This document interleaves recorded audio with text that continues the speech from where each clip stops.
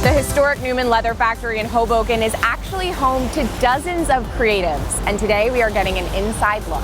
So we're at the Neumann Leather Building in Hoboken, and this building was built in 1863 as a leather tannery that lasted until about 1987. And now it's a collective of creative people, designers, artists, musicians, and this is the home of your bag studio. So I make one-of-a-kind or a limited run handbags, and I'm inspired by materials, I'm inspired by textures. Who is your clientele?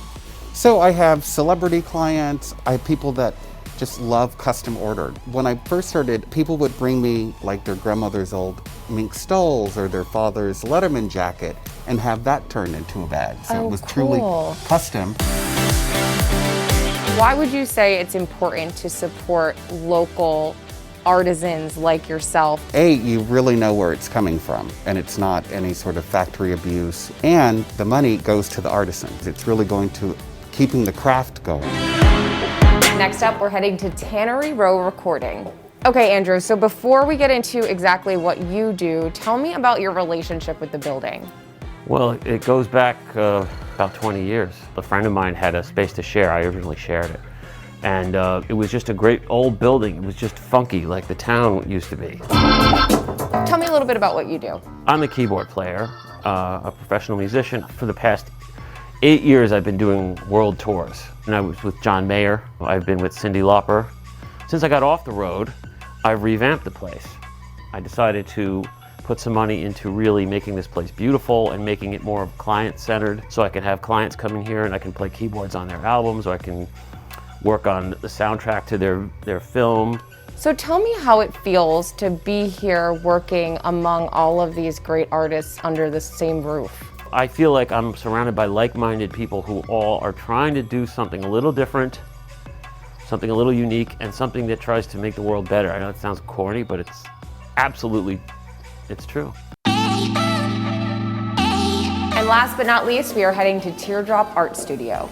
Andre, your space is beautiful. Tell me a little bit about it and your relationship to the building. Okay, so this space I acquired in 2005. It was my getaway. You know, I'm a chef by trade. You know, being in the kitchen is crazy work. So this space saved my life. It was my getaway. It was my therapeutic escape.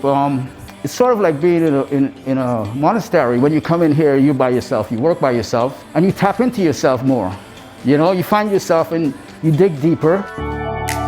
Tell me about your gorgeous art. So there's abstract expressionism, which is this. I'm getting into hyperrealism, which is this. And then I have the skulls, which is over here. It's a variety of different elements that I'm using in them.